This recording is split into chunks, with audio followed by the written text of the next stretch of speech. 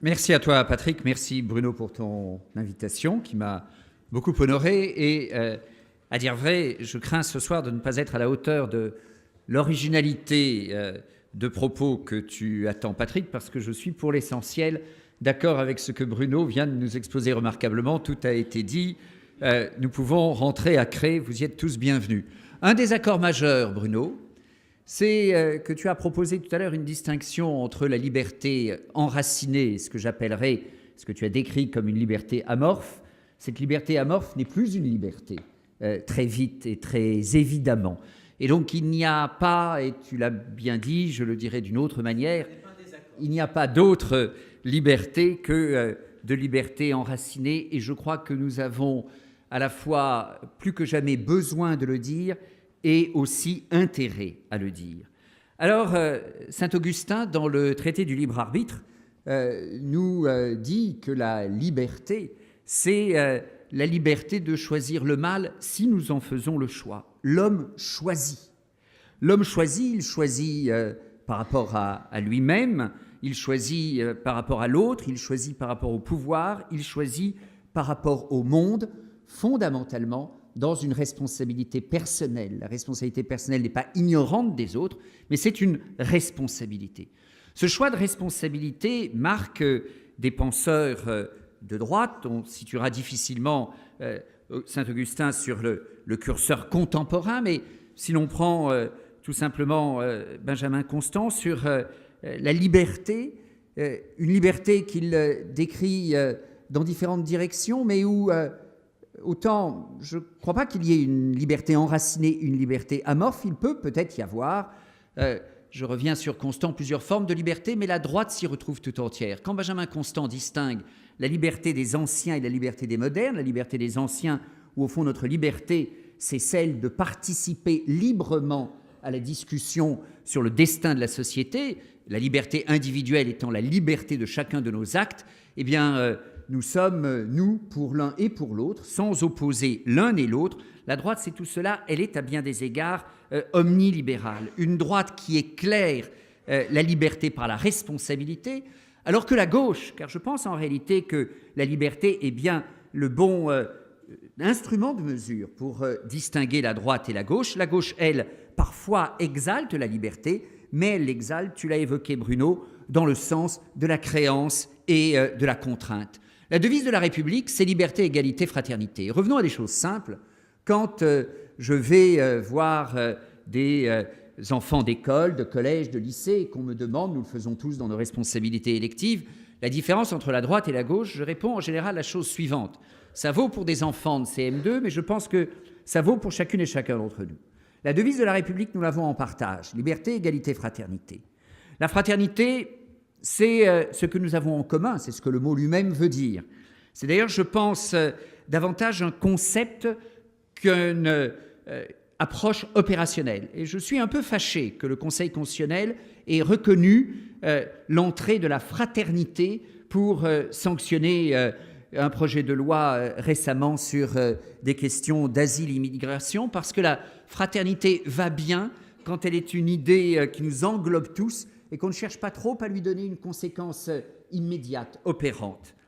Bref, s'il faut choisir, et c'est à cela que la gauche et la droite se différencient fondamentalement, si au bout du bout, dans une devise que nous partageons, il faut choisir, l'homme de gauche privilégiera l'égalité à la liberté et l'homme de droite privilégiera la liberté et l'égalité. C'est en réalité extrêmement simple. Oui, il y a sur le thème de la liberté et de l'égalité, thème de la liberté, des différences fondamentales entre la droite et la gauche, il y en aurait sur l'égalité. Et quand nos amis de gauche nous diraient peut-être qu'il y aurait une prétention, une outrance de notre part à nous accaparer la liberté, nous ne l'accaparons pas quand elle devient exaltation, contrainte, créance ou amorphie, mais elle nous définit dans ce que je vais essayer de partager avec vous. Alors oui, la liberté de droite et la pensée de la liberté est centrale dans ce qui forge nos convictions, que ce soit dans une approche générale, que ce soit en regardant plutôt ce qu'on peut partager avec un certain nombre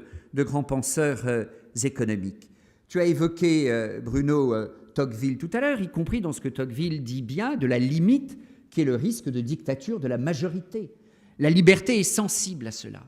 Et l'homme de liberté, le libéral, les hommes et femmes de liberté que nous sommes tous attentifs aussi à la défense des droits de la minorité et des minorités, éminemment en politique, car il nous arrive plus souvent qu'à notre raison d'être minoritaires. Tocqueville, c'est aussi, à sa manière, mais il le dit très explicitement, la limite d'une transcendance, non pas la limite de la transcendance et de la religion, mais quand Tocqueville décrit la société américaine et ce qui aide à construire la liberté de la société américaine, il en voit les périls, il en voit un certain nombre de pierres constitutives. Il y a la possibilité pour l'Américain du moment que voit Tocqueville déjà d'affirmer très souverainement et très librement son choix religieux. Sa religion ne dépend pas de l'identité de son prince, elle est la religion qu'il choisit. Tocqueville assume une sorte d'évidence aujourd'hui, qu'il est moins, d'évidence à l'époque, qu'il est moins aujourd'hui, qu'il est utile, important, heureux d'exprimer une transcendance, de s'attacher à un choix religieux, mais librement. Et ce point est tout à fait important. Quand on regarde la réflexion économique, souvent très, très politique aussi, on voit bien au fond combien la pensée de la liberté économique, décrit bien ce que sont nos structures idéologiques et nos structures de réflexion et de choix politiques. Si vous prenez John Stuart Mill, au début du 19e, vous avez, et elle nous est précieuse à chacun d'entre nous, une défense très forte de la pensée individuelle, un refus de la tyrannie de la conformité. On y reviendra sûrement avec Elisabeth Lévy. Vous avez aussi, dans un surplomb moral auquel tu nous appelles, Bruno, par l'économiste Mill, une mise en avant, une mise en valeur de ce qu'est la beauté, de ce qu'est l'honneur et de ce qu'est la loyauté. Mill, dans son approche économique, ne conteste pas l'importance qu'il y a à chercher à optimiser, comme on dit aujourd'hui, à maximiser, comme il disait plutôt lui, l'utilité, mais il le fait tout en assumant un surplomb. Et au fond, Mill, c'est à la fois une optimisation, une maximisation de l'utilité, mais une claire distinction, si on reprend des termes sartriens, de l'existence et de l'essence, et où celle-là ne précéderait pas nécessairement celle-ci. Tocqueville, je l'évoquais, une liberté qui peut se détruire, ce que j'appelais tout à l'heure la liberté amorphe si les individus sont isolés, et avec cette distinction puissante, en particulier dans les débats actuels sur la démocratie illibérale, de ce que s'il n'y a pas de liberté sans démocratie, il peut y avoir une démocratie sans liberté. Ça ramène un peu à cette distinction des anciens et des modernes que j'évoquais, mais oui, il peut y avoir un risque.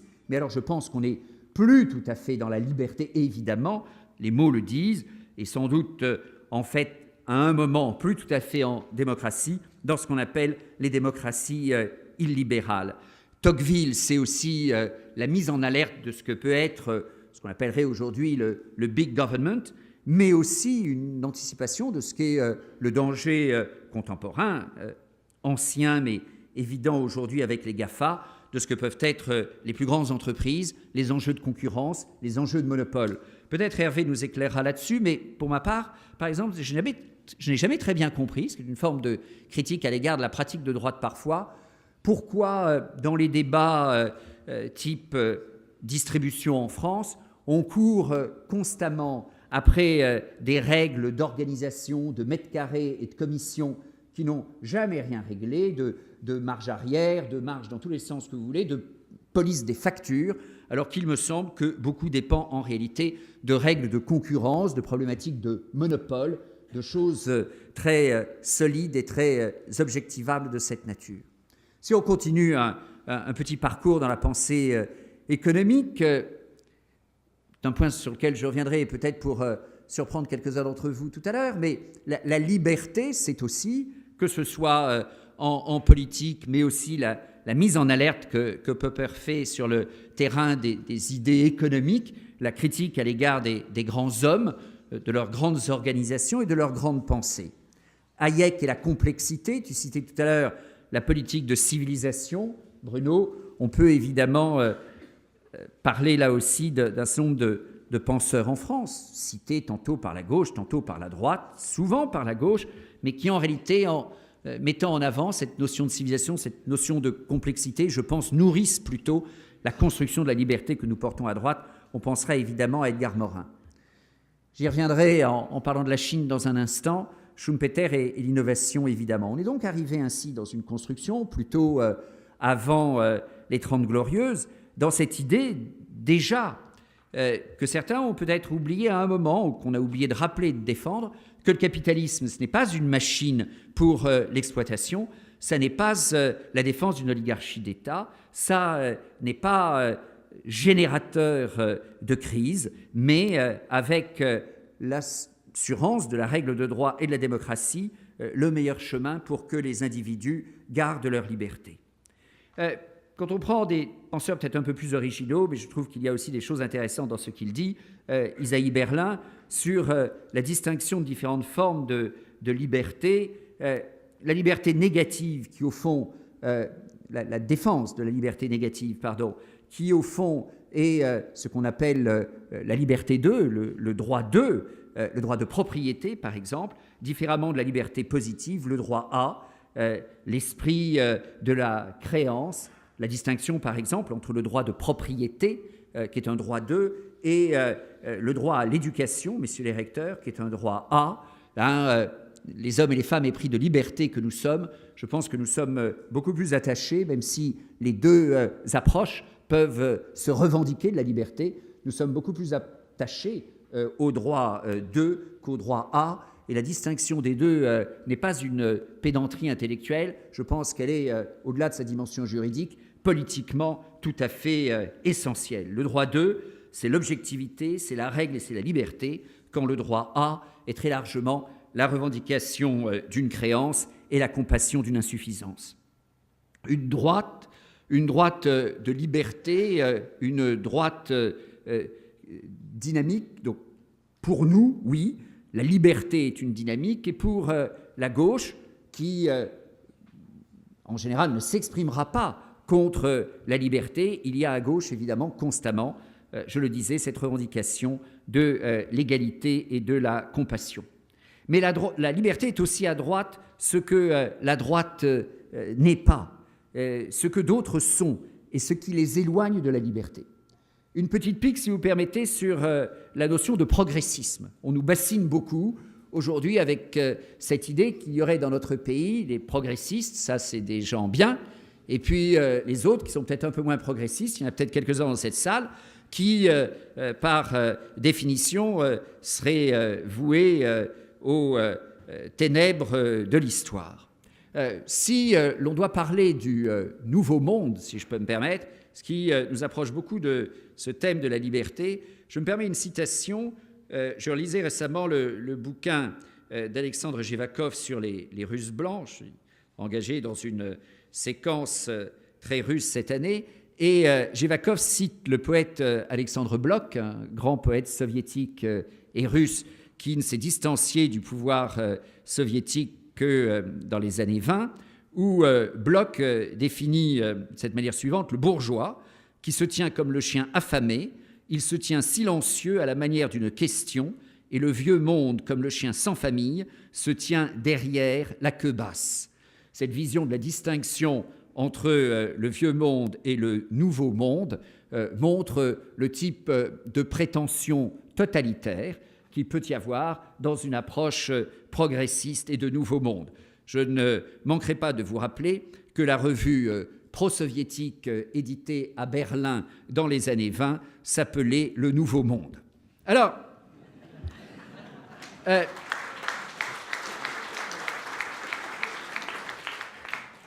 le progressisme, c'est aussi la déclaration selon laquelle il y aurait un sens de l'histoire.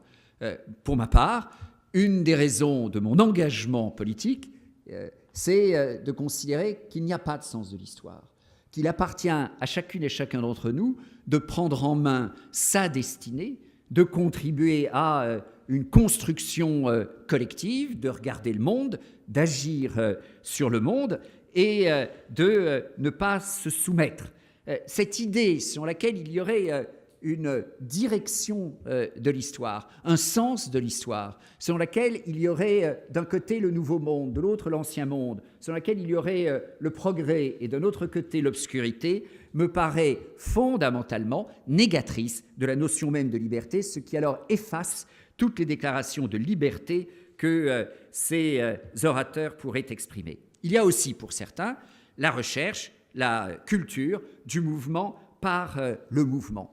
Mais nous ne sommes pas, je ne suis pas contre le mouvement. J'appellerai tout à l'heure un certain nombre de propos de Solzhenitsyn qui décrit combien la pensée occidentale a pu devenir fixiste, obscurantiste parfois, par une religion du statu quo.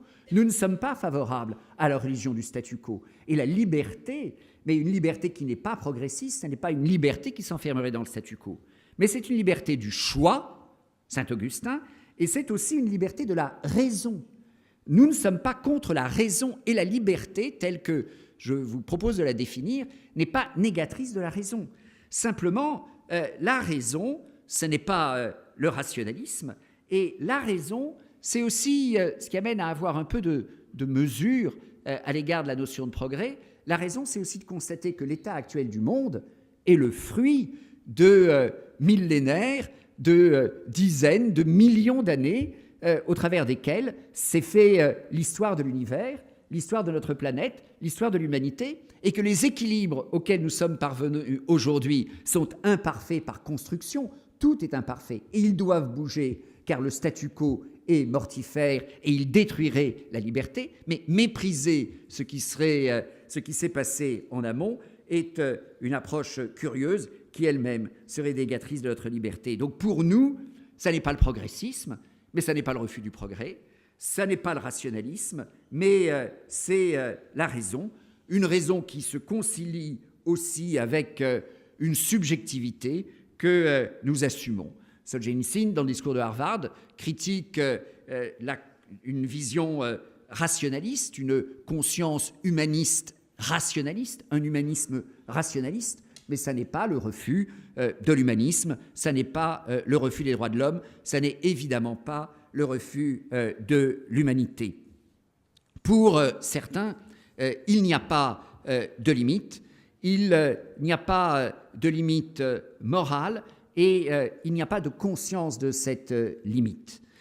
Solzhenitsyn décrit très bien que si la liberté a dévié parfois avec une trop grande complaisance à l'égard de la liberté de mal faire, c'est que ce mal vient de loin et en raison, dit-il, d'une conception humaniste selon laquelle l'homme, maître du monde, ne porte en lui absolument aucun germe de mal. Non pas que l'homme soit mauvais, non pas que l'homme ne soit pas libre de son destin, mais pour revenir à Saint-Augustin, le choix du bien, du mal, et donc la conscience que sans être mauvais, sans qu'il y ait nécessairement d'ailleurs ce germe, cependant il peut exister.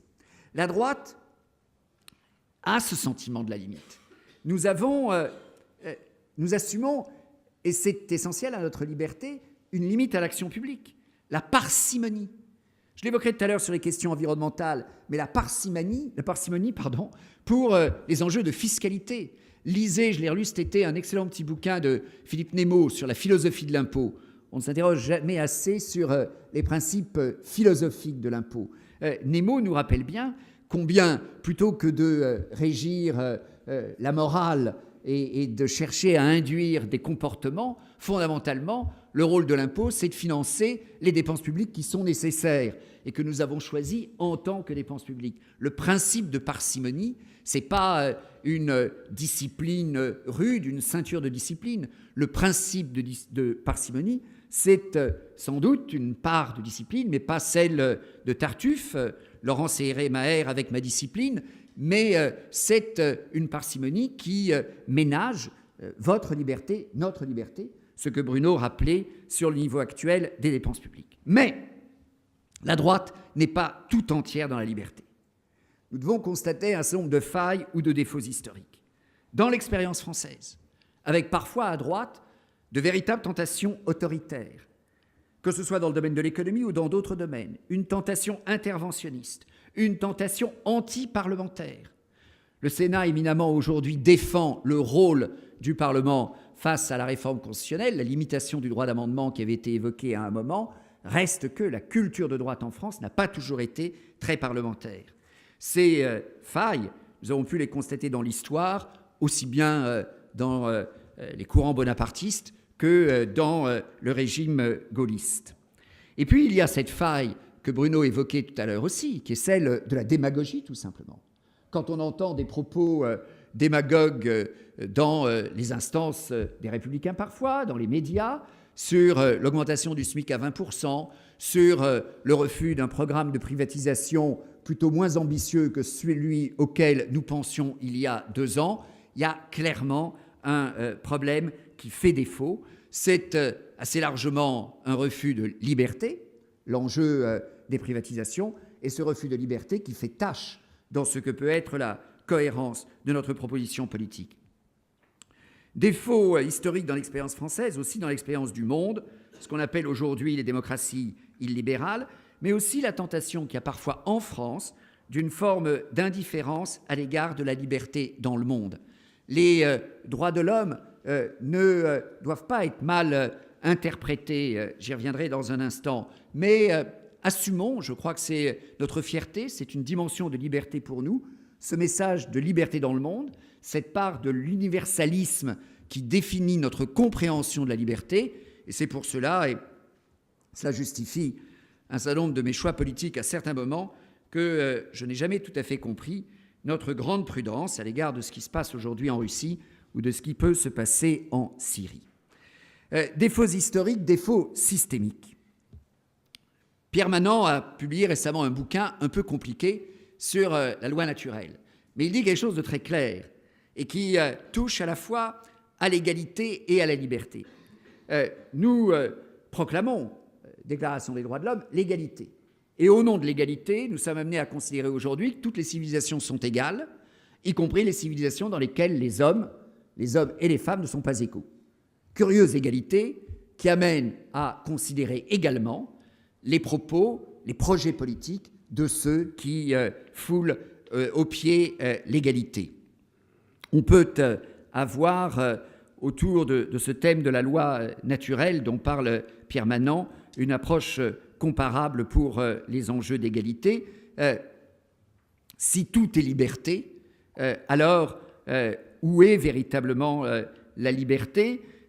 Mesurer que l'on est d'une certaine manière passé de ce qu'on connaissait en mai 68, qui était le fait de refuser la liberté d'interdire, au fait, donc il était en mai 68 interdit d'interdire, au fait aujourd'hui, parfois par les mêmes ou leurs enfants, d'encourager la liberté d'interdire. C'est la liberté d'interdire la voiture, c'est la liberté d'interdire la chasse, c'est éventuellement l'injonction faite à Decathlon de retirer les produits liés à la chasse de ses magasins. Et donc, si tout est liberté, il n'y a plus de liberté.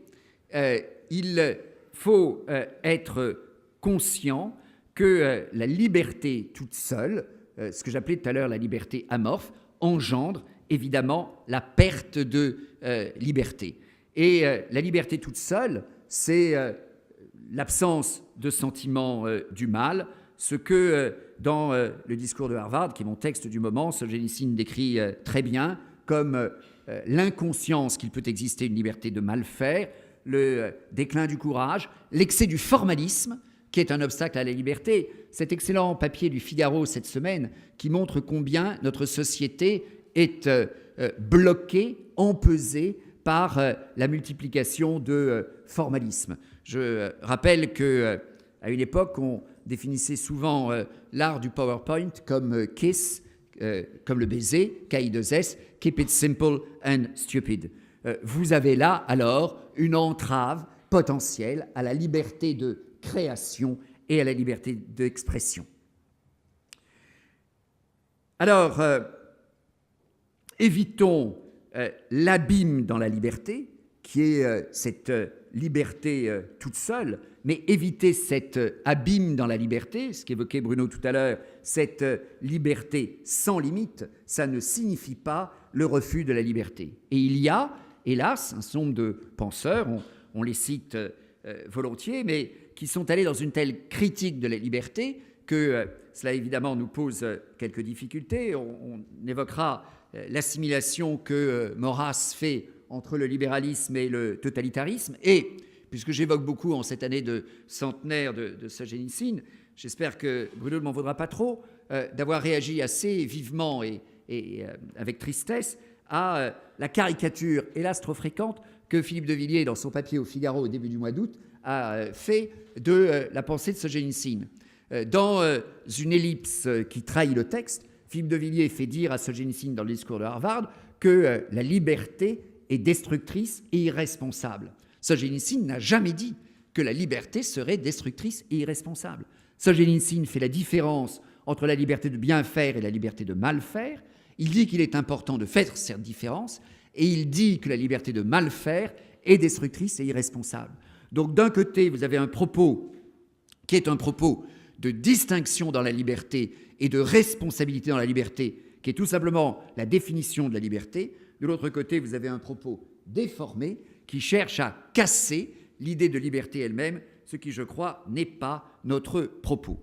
Pour terminer, quelques enjeux plus concrets sur lesquels je me permettrai de me promener quelques instants avec vous. Les questions d'écologie.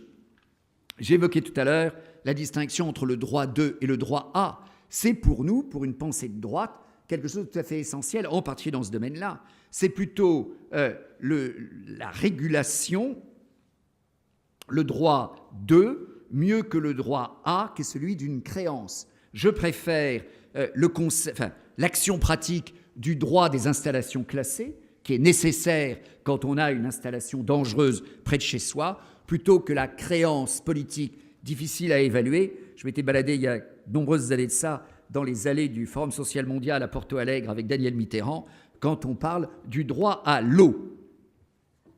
La parcimonie, j'y reviens. La parcimonie, tout à l'heure, je l'évoquais, s'agissant de la fiscalité, elle va dans une éthique de droite. Et la parcimonie est une dimension de la liberté, éminemment la parcimonie dans les dépenses publiques. Par exemple, quand on voit l'impasse dans laquelle les excès d'investissement ferroviaire ont conduit la SNCF.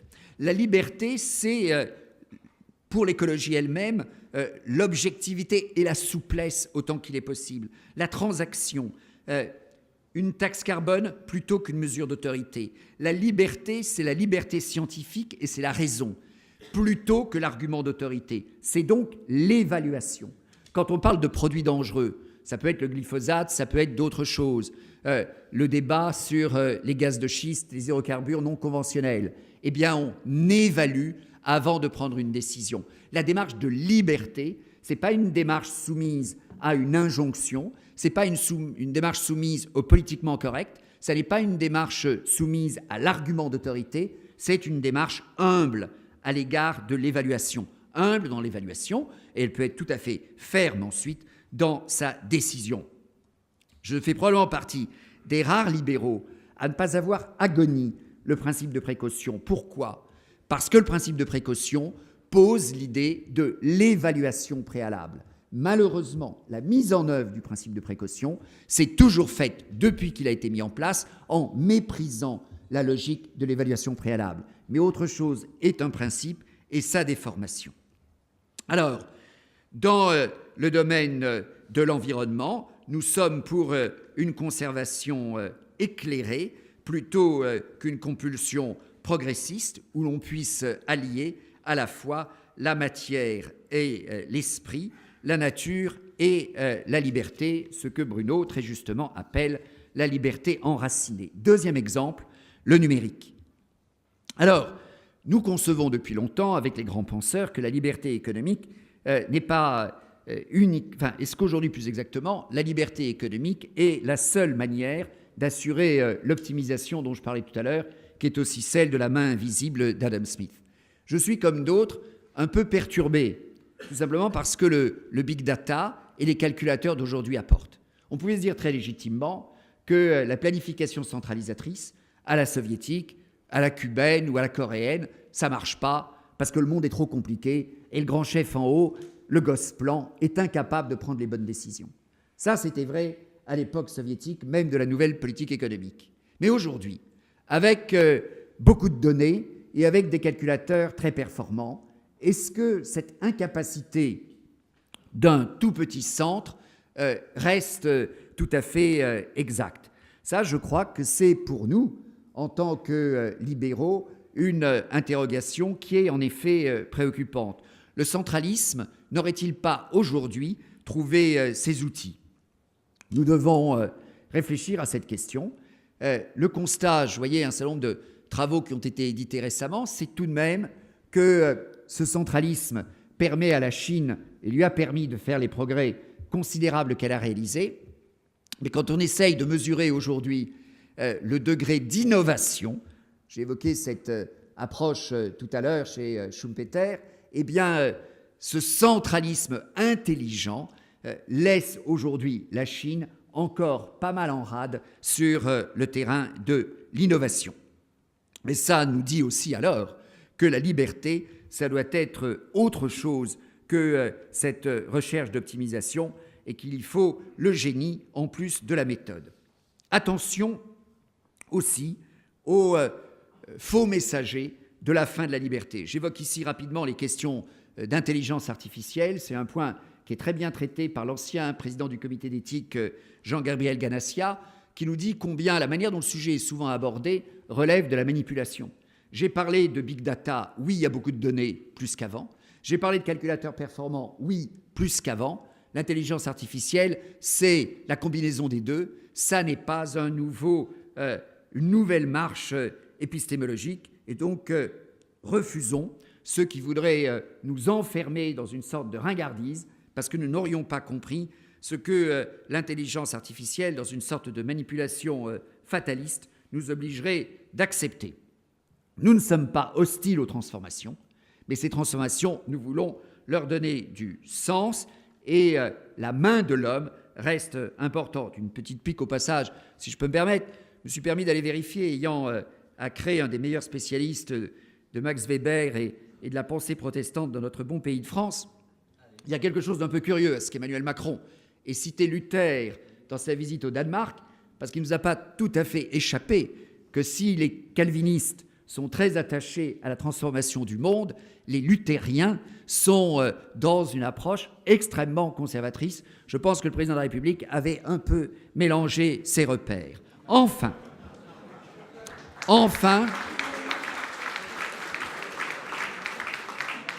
je pense que les Alsaciens pourront confirmer. Enfin, pour les Vendéens, c'est peut-être plus compliqué. Enfin,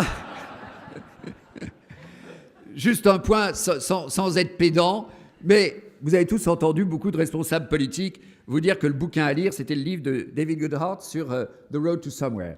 Alors, comme je ne voulais pas être totalement niais, je l'ai acheté et je l'ai lu.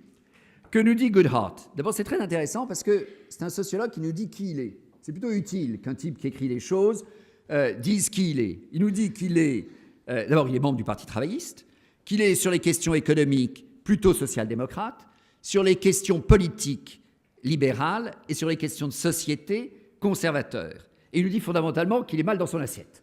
Ça ressort très clairement du bouquin. Et il exprime sa crainte d'une société éclatée. Il n'est pas heureux que Trump ait été élu, il n'est pas heureux que le Brexit ait été voté, mais à la différence d'autres, il est tout de même vaguement conscient que les Américains ont choisi un président et que les Britanniques ont choisi un chemin. Il décrit deux classes, les nowheres, donc les gens qui sont de nulle part, qui avancent dans le monde, ils sont pour l'égalité et ils sont enracinés, et les somewheres, ceux qui sont de quelque part, ils sont pour... j'ai inversé. Les nowheres, pardon, qui sont pour... Oui, tout à fait. Ils sont pour la liberté et ils sont libertaires, et les somewheres qui sont pour l'égalité et qui sont enracinés. Franchement, le problème de M. Goodhart, il n'est pas compliqué du tout. Il suffit de suivre ce qu'on lui propose ici. D'être libéral enraciné, d'arriver à faire je ne suis pas sûr que ce soit une manipulation génétique, mais enfin, de faire une heureuse combinaison, je ne rigole qu'en apparence. Je pense que très évidemment, quand on lit son bouquin, c'est ça la réponse. C'est celle du libéralisme enraciné. C'est, si on veut réconcilier, enfin, soit on constate qu'il y a ces deux paquets et que notre monde est éclaté aux États-Unis, en Angleterre, mais aussi en France, de plus en plus gravement, soit on essaye de réconcilier des groupes et il faut arriver à mélanger les gènes des uns et des autres. On a les uns d'un côté et les autres de l'autre. Bien plutôt que de garder ces gènes séparés, on les recombine et on vante volontiers la voie d'un libéralisme enraciné, des ailes dans le monde et des racines dans l'histoire. La liberté est une idée de droite et la droite n'aura son salut que par la liberté. Et puisqu'il y a d'autres orateurs et que j'ai été bavard et que je dois m'arrêter là, je conclus sur cette très belle phrase de Solzhenitsyn: tout ce dont je n'aurai pas le temps, c'est que tu l'auras confié à d'autres.